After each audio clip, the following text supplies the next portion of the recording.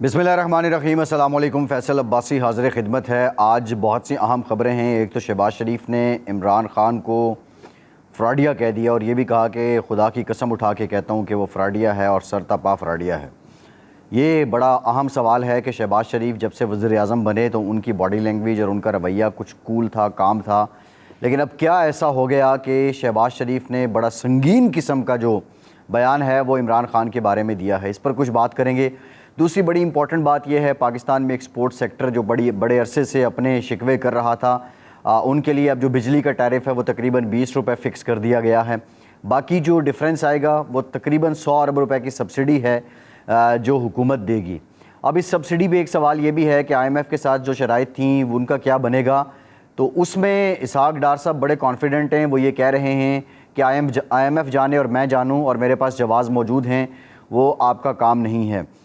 इस पर भी कुछ बात करेंगे। लेकिन आज जो सबसे बड़ी ख़बर है या सबसे बड़ी बात है वो यही है कि पाकिस्तान में पार्लियामेंट का नया साल शुरू हो चुका है। नए पार्लिमानी साल के मौके पर एक रिवायत है कि सदर पाकिस्तान पार्लियामेंट के मुश्तरका इजलास से ख़िताब करते हैं और इसकी ये दावत उन्हें हुकूमत देती है। हुकूमत ने सदर पाकिस्तान को ये दावत दी। सदर पाकिस्तान आरिफ अलवी ने ख़िताब किया। अगर मैं उनके ख़िताब के कंटेंट की बात करूं तो मैं समझता हूं कि आरिफ अलवी ने एक भरपूर समाजी और तामीरी ख़िताब किया और पाकिस्तान के जो असल इश्यूज़ हैं, जो आम लोगों के इश्यूज़ हैं, खा वो सेहत आमा से मुताल्लिक़ हैं, खा वो माओ से मुताल्लिक़ हैं, मौसमियाती तग़य्युर से मुताल्लिक़ हैं, पाकिस्तान के खेलों से मुताल्लिक़ हैं, पाकिस्तान के स्टूडेंट से मुताल्लिक़ हैं, पाकिस्तान के दिफा से मुताल्लिक़ हैं। उन्होंने बेहतरीन और जामे अंदाज़ में अपने इस ख़िताब में समोया जो तमाम पहलू हैं उनको उजागर किया। लेकिन पाकिस्तान का ऐवान उस वक्त मैं समझता हूँ कि एक तमाशा बना कि जब पाकिस्तान के ऐवान की गैलरी में बैरून ममालिक के सफ़ीर बैठे हुए थे, मंदूबीन बैठे हुए थे, मुख्तलिफ जो इंटरनेशनल एंड इंडिपेंडेंट ऑब्जर्वर्स हैं वो बैठे हुए थे, सहाफ़ी बैठे हुए थे, और पाकिस्तान की जो हॉल है असम्बली हॉल जिसमें ऑनरेबल MNAs और सेनेटर्स बैठते हैं, उसमें हमें सिर्फ चंद चेहरे नज़र आए। एक तो सबसे बड़ा जो आरिफ अलवी के लिए हज़ीमत बनी वो उनकी अपनी जमात है पाकिस्तान तहरीक इंसाफ, जिन्होंने एक इस्तीफ़ों पे मामला खड़ा किया हुआ है। इस्तीफ़े मंजूर हुए तो इस्लामाबाद हाई कोर्ट में चले गए, जी हम चाहते हैं सबके इकट्ठे इस्तीफ़े मंजूर हों, और हमें बुलाया नहीं गया। वो 11 लोग जाके 10 लोग अब शकूर शाद पहले दे चुके थे, उनका मामला पहले ही निमट चुका है, और अब इस्लामाबाद हाई कोर्ट में गए कि भाई यानी हमने इस्तीफ़ा दिया ही नहीं है तो हमारा इस्तीफ़ा मंजूर कैसे हो गया। और बाहर लोगों में कहते हैं हमने इस्तीफ़े दे दिया, हम इम्पोर्टेड हुकूमत को नहीं मानते, इस असम्बली को नहीं मानते। एक तो आरिफ अलवी साहब के लिए उनकी अपनी जमात के लोग बहुत बड़ी शर्मिंदगी का बाइस बने। दूसरी सबसे बड़ा इस पे जो नमक का काम छिड़का इन ज़ख्मों पे वो पाकिस्तान की मौजूदा हुकूमत है। ये पाकिस्तान की तारीख़ में पहली बार हुआ है कि सदर ममलिकत ख़िताब कर रहे हैं और हुकूमती बेंच खाली और हुकूमती लोग भी मौजूद नहीं थे, और जवाज़ वो ये पेश कर रहे हैं कि ये वो सदर हैं जिन्होंने असम्बली तोड़ी। हुजूर जब असम्बली तोड़ी उसके बाद मामला निमट गया, आज आप उसी असम्बली में बैठे हैं और उसी असम्बली में आप वज़ीर आज़म बने और उसी असम्बली में आप वज़ीर बने बैठे हैं, और आपने दुनिया को ये बताया। एक जानिब आप हमारे वज़ीर आज़म और हमारे वज़ीर ख़ारिजा जाते हैं, वो दुनिया में जाके कायल करते हैं कि हमारे मुल्क में तबाही मची है, हमारे मुल्क में सैलाब है, हमारी हुकूमत जानदार है, हमारी हुकूमत मजबूत है, हुजूर हमारी मदद कीजिए, हमारे लोगों की मदद कीजिए, हमें कर्ज़ नहीं चाहिए, हमें इमदाद चाहिए, और इमदाद भी ऐसी चाहिए कि जो कल हमें वाजिबुल अदा ना हो। और दूसरी जानिब आप असम्बली के अंदर जब उन ममालिक के सफ़ीर आते हैं तो उनको ये पैगाम देते हैं कि हम तो इस असम्बली में बैठना गवारा ही नहीं करते जहाँ से हुकूमत का मंबा है, जहाँ से हुकूमतें बनती हैं, जहाँ से अपोजिशन बनती है। आज आपने ये पैगाम जो दिया है इसमें आरिफ अलवी तो तमाशा नहीं बने, लेकिन इसमें पाकिस्तान तमाशा बन गया है। आज ये यकीनी तौर पर इंतहाई अफसोसनाक दिन है, और मैं समझता हूँ कि आज हुकूमत के लोगों को वहाँ मौजूद होना चाहिए था, वज़ीर आज़म पाकिस्तान को वहाँ वो मौजूद होना चाहिए था, बिलावल भुट्टो ज़रदारी को वहाँ मौजूद होना चाहिए था, जो हकीकी अपोजिशन है इमरान ख़ान साहब की उनको वहाँ मौजूद होना चाहिए था। सब ने मिल के, इमरान ख़ान ने, शहबाज शरीफ ने, बिलावल भुट्टो ने, इन सब ने आज मिल के पाकिस्तान को, पाकिस्तान के ऐवान को, पाकिस्तान के पार्लिमान को, वो पार्लिमान जिसके अंदर वो लोग जाते हैं जो ताकत का सरचश्मा अवाम जिन्हें मुंतखब करते हैं। एक जानिब पाकिस्तान तहरीक इंसाफ के 123 के करीब लोग अपने हलकों की जो हक़ नुमाइंदगी है वो अदा न करके अवाम के साथ खिलवाड़ कर रहे हैं, तो दूसरी जानिब आप लोगों ने आज असम्बली में ना जाके अवाम के साथ भी खिलवाड़ किया और इस असम्बली के साथ भी खिलवाड़ किया, और पाकिस्तान को, पाकिस्तान के इस پارلیمانی نظام کو اور ریاست پاکستان کے سربراہ کو ایک تماشا بنایا۔ میں سمجھتا ہوں کہ یہ امر نہیں ہونا چاہیے تھا، یہاں پہ ایک یگانگت نظر آنی چاہیے تھی، یہاں پہ یکجہتی نظر آنی چاہیے تھی، کیونکہ صدر پاکستان اس سے خطاب کر رہے تھے اور جو نیا پارلیمانی سال ہے اس کا آغاز ہو رہا تھا۔ تو یہ امر آج پاکستان کے لیے، پاکستان کو ایک اور تماشا بنایا گیا ہے۔ دوسری جو اسحاق ڈار صاحب سے متعلق بات کی تھی، اسحاق ڈار کی واپسی کے بعد ڈالر بتدریج کم ہو رہا ہے، اسحاق ڈار کی واپسی کے بعد سٹاک ایکسچینج میں بہتری آ رہی ہے۔ اسحاق ڈار کی واپسی کے بعد ایشین ڈیولپمنٹ بینک نے 2.5 ارب ڈالر امداد کے طور پر دینے کا اعلان کر دیا ہے۔ اسحاق ڈار کی واپسی کے بعد ایکسپورٹرز نے پہلے کہا جی ہم اب شٹ ڈاؤن کر رہے ہیں، ان کو بلایا گیا، ان کے ساتھ معاملات طے ہوئے، اب یہ برڈن ایکسپورٹرز پہ جا چکا ہے کہ وہ پاکستان کی ایکسپورٹس کتنی بڑھاتے ہیں۔ اسحاق ڈار کی واپسی کے بعد IMF کی وجہ سے جو لوگوں پہ برڈن آیا تھا، پیٹرولیم مصنوعات کی قیمتیں کم نہیں ہو رہی تھیں، وہ کی گئیں۔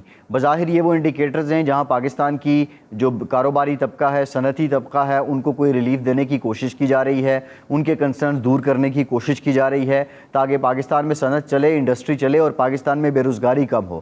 دوسری طرف ڈائریکٹ جو سبسڈی یا ریلیف دیا گیا عوام کو وہ پیٹرولیم مصنوعات کی قیمتیں کم کر کے ہے۔ اب بجلی کے بل بہت زیادہ آ چکے ہیں، جو لوگ تقریباً 300 یونٹ بھی استعمال کرتے ہیں ان کے گھروں میں بھی 10,000 روپے فی یونٹ 10,000 روپے بل آ چکا ہے، اور 10,000 روپے لوگوں کے لیے مسئلہ اس لیے ہے، بے روزگاری ہے، اجرت اس تناسب سے نہیں بڑھی ہے جس تناسب سے مہنگائی بڑھی ہے۔ ورلڈ بینک نے 23% مہنگائی کا خدشہ ظاہر کر دیا ہے۔ ورلڈ بینک یہ بھی کہتا ہے کہ GDP رواں مالی سال 2% رہے گا، جبکہ جو پچھلا مالی سال تھا اس میں 5.96% تھا۔ یہ بہت بڑی بات تھی پاکستان تحریک انصاف کی حکومت کے لیے۔ اب GDP کیسے بڑھے گا، GDP کی گروتھ کے GDP کے لیے ہمیں کیا کرنا ہوگا، یہ بھی اسحاق ڈار صاحب کے لیے چیلنج ہے۔ لیکن خوشائن بات یہ ہے کہ اسحاق ڈار کی جو شخصیت ہے اس پر لوگ اعتماد کر رہے ہیں۔ ڈالر سے متعلق جو اسٹیٹ بینک نے 8 بینکس ہیں ان کے خلاف انکوائری اور تحقیقات شروع کر دی ہیں کہ جن بینکوں میں سٹا کھیلا گیا۔ اسحاق ڈار کے آتے ہی بظاہر لگتا ہے کہ یہ معاملات کنٹرول ہو گئے ہیں، ایک تو بڑا نیک شگون ہے۔ دوسری جو اہم بات ہے کہ اگر نواز شریف واپس آ جاتے ہیں اور نواز شریف کی واپسی سے معیشت پہ کیا اثرات ہوں گے، یہ بھی بہت امپورٹنٹ بات ہے۔ اگر ڈالر مزید نیچے جاتا ہے، پیٹرولیم مصنوعات کی قیمتیں کم ہوتی ہیں، بجلی کے نرخ کم ہو جاتے ہیں، انڈسٹری بڑھ جاتی ہے، ایکسپورٹ بڑھ جاتی ہے، تو یہ عمران خان کی امریکی سازش اور جو سیاسی بیانیہ ہے اس کو خاصا نقصان بھی پہنچائے گا۔ لیکن اگر ایسا نہیں ہوتا، جوں کا توں رہتا ہے، اب قیمتیں زیادہ نہیں بھی بڑھتی، اسی حالت میں رہتی ہیں اور حکومت عوام کو ریلیف نہیں دے پاتی، تو عمران خان کا جو سیاسی بیانیہ ہے اور سازش کا بیانیہ ہے، امریکی سازش کا بیانیہ ہے، اس کو مزید بڑھاوا ملے گا۔ خیر یہ تو سیاسی پہلو ہیں، لیکن آج جو اضطراب نظر آیا ہے شہباز شریف صاحب کا، یہ بھی بڑے اچنبے کی بات ہے۔ وہ پہلے کول ڈاؤن تھے، شاید اس کی ایک وجہ یہ بھی ہو سکتی ہے کہ معاشی اشاریے بہتر ہوتا نظر آ رہے ہیں شہباز شریف صاحب کو، وہ تھوڑے کانفیڈنٹ ہو رہے ہیں۔ شاید اس کی وجہ یہ بھی ہو سکتی ہے کہ حالات جیسے بھی رہیں، جو بھی ہو، جیسا بھی ہو، جب بھی ہو، جدھر بھی ہو، اتحادی ان کے ساتھ رہیں گے۔ یہ بھی ایک وجہ ہو سکتی ہے، یا یہ بھی ایک وجہ ہو سکتی ہے کہ شہباز شریف سن کے اب وہ پک چکے ہیں اور اب وہ اس کا رد عمل دے رہے ہیں۔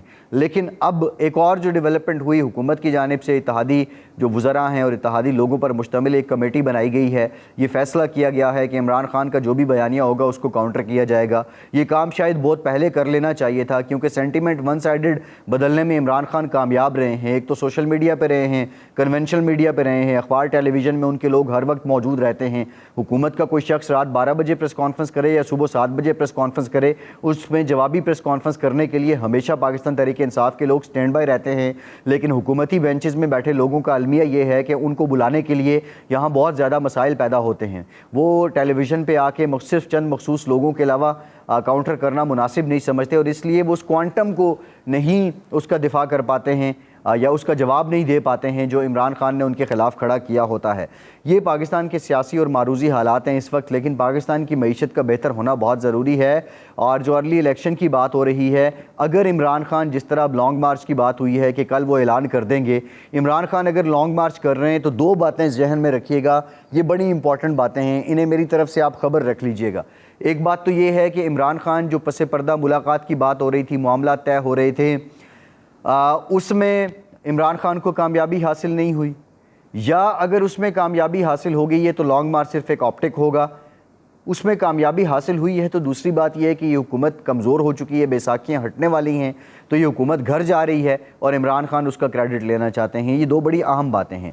عمران خان کو اگر کامیابی حاصل نہیں ہوئی تو عمران خان مزاحمت کیسے کریں گے ان پر جو اس وقت ایک گرداب میں ہیں وہ کیسز کے، اور اگر وہ کامیابی حاصل ہو گئی ہے اور عمران خان یہ لانگ مارچ کے ذریعے یہ کریڈٹ لینا چاہتے ہیں تو پھر لیول پلینگ فیلڈ کا کیا ہوگا؟ تو پھر تو وہ بات ٹھیک ثابت ہوگی جو مریم نواز کہتی ہیں کہ ہم حکومت میں ہوتے ہوئے بھی ہمارے پاس لیول پلینگ فیلڈ میسر نہیں ہے، ہمارے لیے میدان آج بھی کہیں اس میں ڈھلوان ہے، کہیں وہ اونچا ہے، کہیں نیچا ہے، ہموار میدان ہمیں نہیں مل رہا ہے۔ یہ بہت سے بہرحال سوال ہیں۔ فیصل عباسی کو اجازت دیجیے۔